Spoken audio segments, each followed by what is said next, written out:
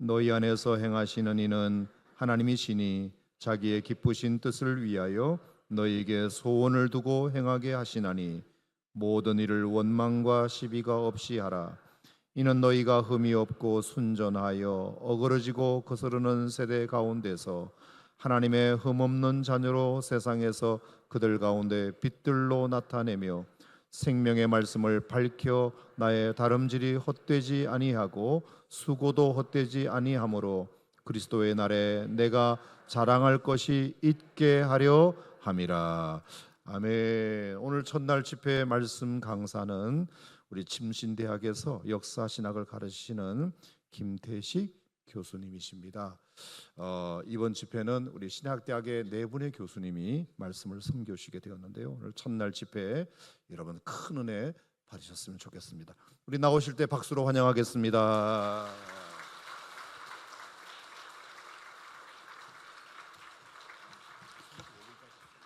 할렐루야, 반갑습니다. 우리 옆 사람 같이 한번 인사하겠습니다. 손 잡으시고 묻지도 따지지도 않고 사랑하겠습니다. 인사하겠습니다. 예수님의 사랑이 우리를 묻지도 않으시고 따지지 않으시고 사랑하셨습니다. 믿습니까? 따라서 할까요? 하나님 일하시는 방법. 오늘 저는 이 말씀을 중심으로 해서 저의 생애 가운데 함께 하신 그분의 동행, 그분의 방법에 대해서 말씀을 나누기를 원합니다. 첫 번째로 제가 만난 하나님은 어떤 하나님이냐? 따라서 할까요? 꿈을 주시고 행하시는 하나님. 제 짧은 인생 가운데서 하나님께서는 저에게 꿈을 주시고 행하시는 그런 하나님이셨습니다. 미국에 인생의 가장 어려운 세 가지를 겪은 분이 있습니다. 이분은 태어날 때부터 시각장애인이었고 그리고 청각장애인이었습니다. 그리고 말도 할 수 없는 그런 세 가지 아주 어려운 가운데 태어난 사람이 있는데요. 바로 헬렌 켈러라는 여사입니다. 이분은 비록 볼 수 없고 말할 수 없고 들을 수 없는 분이었지만은 인생 최초로 역사상 하버드 대학에 입학을 했고 그리고 하버드 대학에서 박사학위를 받은 사람이 되었습니다. 이분이 아주 중요한 말을 남겼는데요. 세계에서 제일 불쌍하고 또 불행한 사람은 누군가? 그 사람은 자기처럼 볼 수 없는 사람이 아니라 말할 수 없는 사람이 아니라 꿈과 비전이 없는 사람이다. 이런 얘기를 했습니다. 우리가 잘 아는 대로 꿈이란 비전이라는 것은 우리가 어느 방향을 향해서 가고 있고 내가 왜 나아가고 있는지를 아는 것, 바로 이것을 우리는 비전이라고 얘기를 합니다. 다시 말해서 내가 오늘 왜 직장을 다니고 있는지, 내가 왜 신앙생활을 하고 있는지, 내가 오늘 왜 이 새벽에 나와서 주 앞에 나와서 기도를 하고 있는지, 그리고 내가 만나는 사람은 왜 만나고 있는지에 대해서 내가 분명한 삶의 목표와 신앙의 목표를 가지고 있느냐, 이 비전이 있느냐 하는 것이 중요합니다. 자, 베드로전서 3장 15절에 이런 말씀이 있습니다. 다만 여러분들의 마음 속에, 같이 한번 읽을까요? 시작. 너희 마음에 그리스도를 주로 삼아 거룩하게 하고 너희 속에 있는 소망에 관한 이유를 묻는 자에게는 대답할 것을 항상 두려움으로 하고. 여기 보시면 여러분들 마음속에 하나님께서 어떤 사람이 당신이 가진 희망이 무엇입니까? 당신이 크리스찬으로서 어떤 희망을 가지고 신앙생활을 하고 있습니까? 아니, 당신은 지금 어떤 희망을 가지고 어떤 비전을 가지고 직장생활을 하고 있습니까? 만약에 묻는다면은 여러분들은 반드시 그 사람에게 대답할 것을 준비하라, 이렇게 말씀하셨습니다. 다시 말하면 신앙이라는 것도 마찬가지입니다. 우리가 단순히 그저 예배드리고 기도하는 것이 중요한 것이 아니라 하나님께서 우리에게 주신 어떤 비전을 가지고 어떤 꿈과 희망을 가지고 오늘 이 자리에 나왔느냐는 것입니다. 여러분, 하나님은 모든 것을 결정하시고 단순히 인간은 그저 로봇처럼 움직이기를 원하시는 그런 하나님은 아니십니다. 하나님은 사람의 마음속에 당신의 꿈과 비전을 주시고 그것을 향해서 사람이 노력해서 성취하기를 하나님은 원하십니다. 아멘. 하나님께서는 어떤 민족을 멸하시기로 작정하셨습니다. 그런데 그 민족이 돌이켜서 하나님께 회개하고 돌이키면 하나님은 그 민족을 멸하시기로 작정하셨지만 그 민족을 복 주시고 반면에 어떤 민족은 멸하시기로 작정하셨지만은 복주시기로 작정하셨지만 그 민족이 악에서 행하면 그 민족을 멸하시겠다고 분명히 말씀하셨습니다.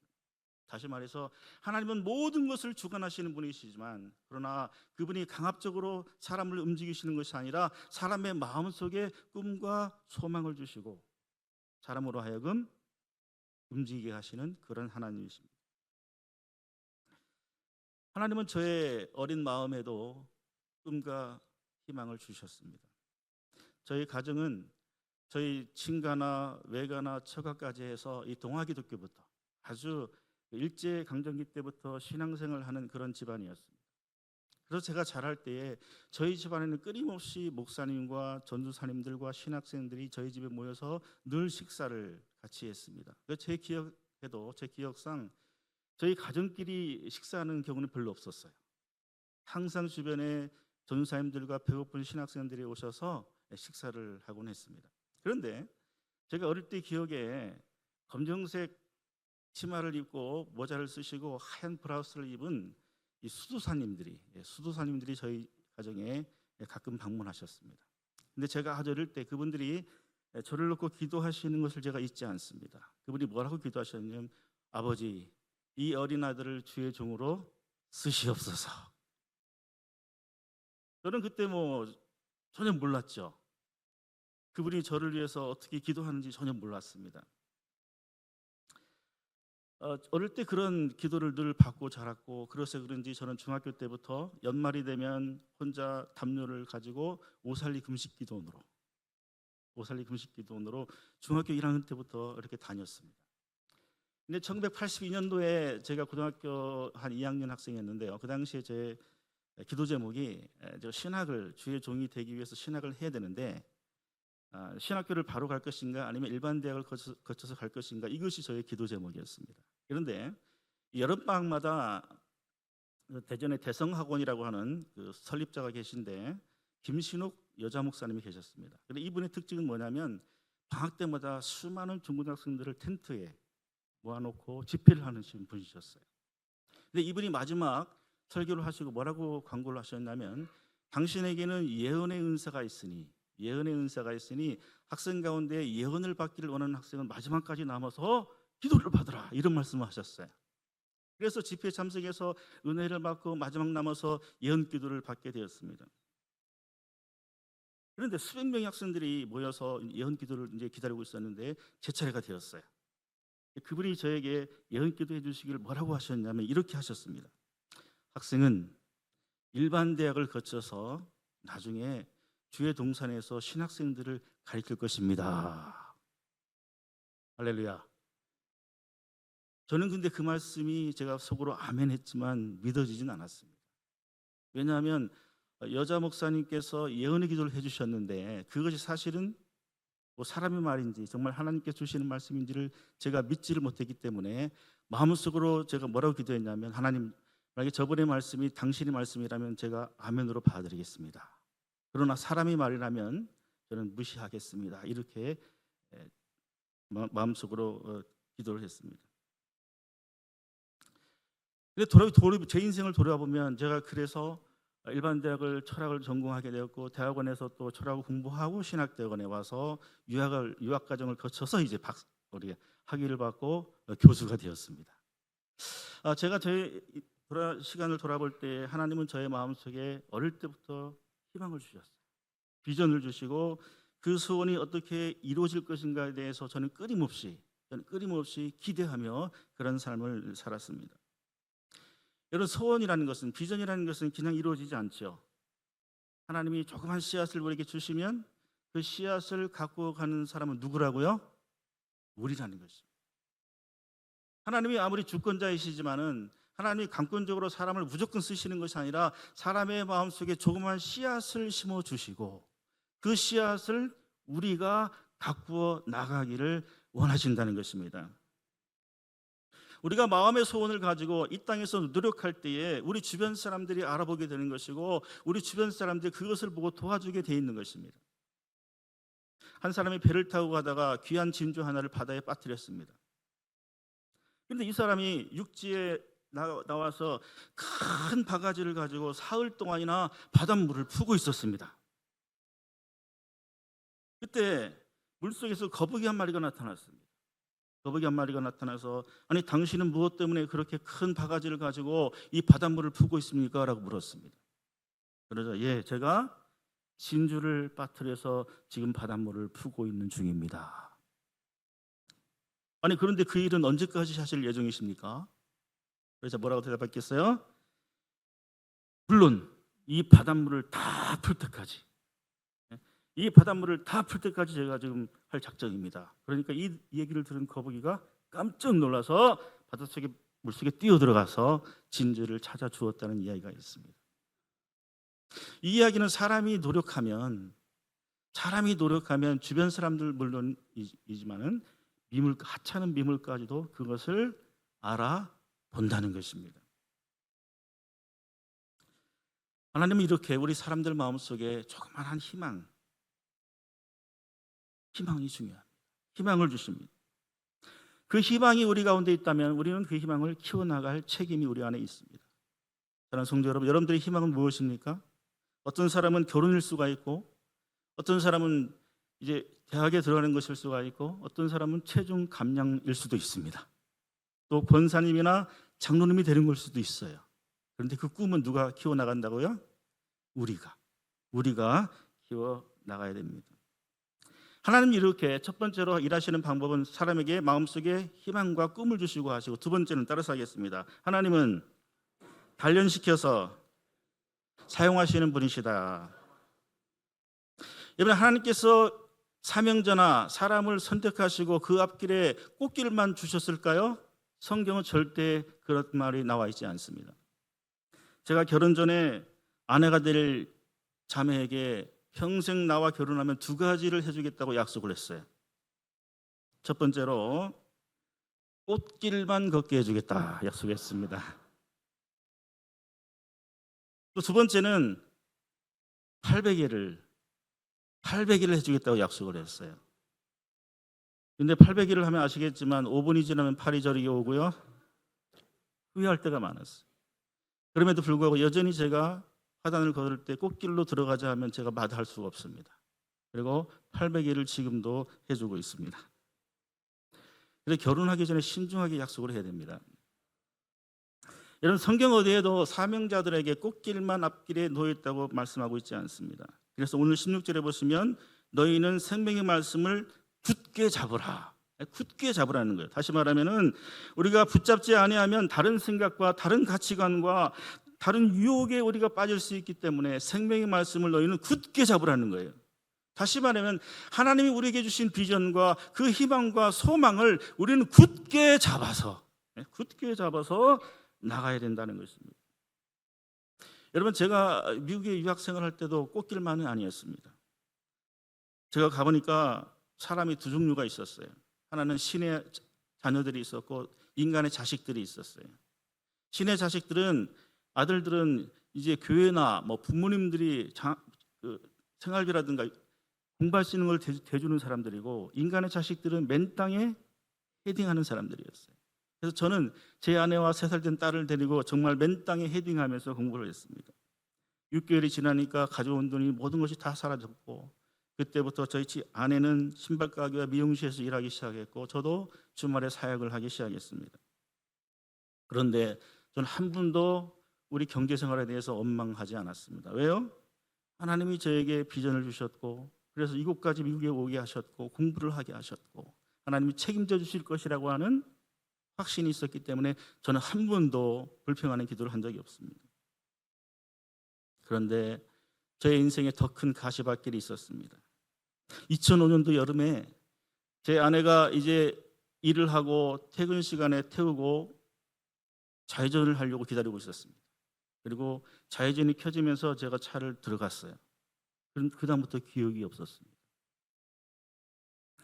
갑자기 셋톱으로 차를 뜯고 엄청난 개음 소리가 나는데, 제가 보니까 119가 와서, 911이죠. 119가 와서 제 창문을 뜯어내고 전기톱으로 뜯어내고 있었고, 오른쪽을 보니 제 집사람이 눈을 감고 있었습니다. 순간적으로 사고가 난 것을 직감하고 흔들어 깨웠습니다. 여보 일어나, 우리 사고가 난 것 같아.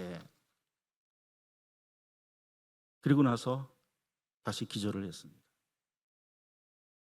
눈을 떠보니 중환자실이었고 사고 난 차를 본 모든 사람들은 저 운전자는 100% 죽었다고 생각했어요. 왜냐하면 운전석이 반으로 줄었습니다. 운전석이 반으로 준 상태에서 제가 거기 끼어서 저는 살게 되었습니다. 설상가상으로 그 운전한 사람은 흑인이었고 마약을 한 상태에서 자기 차도 아니고 다른 사람의 차를 빌려서 저에게 사고를 낸 것이었습니다. 보험금도 없었고요, 보상금도 없었고 아무런 보증도 무보험으로 처참한 상황이었습니다. 2주간의 입원을 하고 제가 이제 퇴원했는데 병원비만 5천만 원이 나왔습니다. 제가 가지고 있는 보험금이 2천만 원에 불과했고 해결할 방법이 없어서 미국 변호사를 아무리 샀지만은 해결할 방법이 없었습니다. 그 다음 달부터 병원 독촉장이 날라오기 시작했습니다. 이때 참으로 제가 하나님께 원망하는 기도를 했습니다. 하나님, 제가 왜 이곳에 와서 이런 고생을 해야 됩니까? 제 잘못이 아니라 다른 사람의 잘못에 의해서 이런 일이 벌어졌는데 이 돈 문제만큼은 좀 해결해 주셔야 되는 게 아닙니까? 눈물로 원망의 기도를 시작했습니다. 퇴원하고 난 다음부터 그 다음 달부터 계속해서 도둑장이 날라오기 시작했습니다. 아무리 미국 변호사를 샀지만은 해결할 방법이 전혀 없었습니다. 근데 여러분 아세요? 2005년도 여름에 허리케인 카트리나가 뉴올리언스 도시를 쳤습니다. 그래서 도시에 1층이 다 물에 잠겼어요. 저희 신학교도 1층이 다 잠겼습니다. 2005년도 SBS 그것이 알고 싶다에 제가 출연을 했습니다. 그런데 여러분 신학교도 1층이 다 잠겼고 중요한 것은 제가 치료받았던 병원의 1층 지하실이 다 물에 잠겼습니다. 중요한 것은 제 치료비 내역이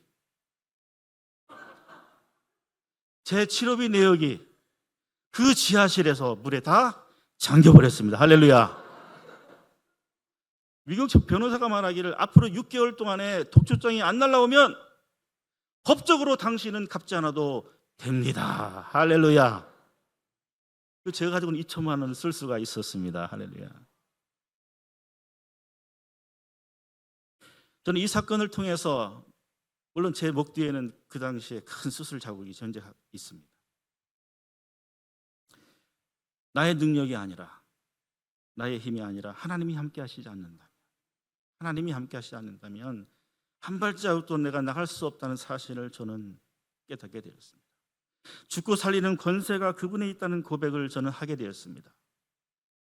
저는 제 목 뒤를 만지면 하나님이 그때 나와 함께 하셨다고 하는 사실, 하나님이 저에게 어린 시절에 비전을 주시고 그 꿈을 이루기까지 노력하게 하셨다는 사실을 저는 감사를 하고 있습니다. 사랑하는 성도 여러분, 여러분들 마음속에 어떤 꿈과 비전을 갖고 계십니까? 오늘 혹시 여러분들 마음속에 그런 비전과 꿈이 없으시다면 이 시간 주님께 아뢰시기를 바랍니다. 혹시 여러분들 마음속에 하나님께서 주신 비전이 있으시다면 그 비전을 이루기 위해서 저에게 힘을 주시고 노력하게 해달라고, 그래서 당신의 비전이 나의 비전이 되고 당신의 꿈이 나의 꿈이 될 수 있도록 여러분들 기도하게 되시기를 주의 이름으로 축원합니다. 기도하겠습니다. 하나님 감사합니다. 모든 것을 주관하시는 당신이시지만 우리에게 꿈과 비전을 주시고 또 우리를 통해서 역사하시길 원하시는 아버지 하나님, 오늘 이 시간 주의 사랑하는 백성들 주 앞에 나왔습니다. 새벽을 깨우고 주 앞에 나온 이 사랑하는 백성들, 아버지 하나님, 저들 마음속에도 조그마한 꿈을 주시고 또 꿈을 주셨다고 한다면 그 꿈을 가지고 이루기 위해서 최선을 다해서 성령을 의지하면서 이 땅을 아름답게 살아갈 수 있도록 인도해 주시옵소서. 당신의 비전이 나의 비전이 될 수 있도록 도와주시고 당신의 꿈이 우리의 꿈이 될 수 있도록 하나님 축복해 주시옵소서. 예수 그리스도의 이름으로 축복하며 기도하옵나이다. 아멘.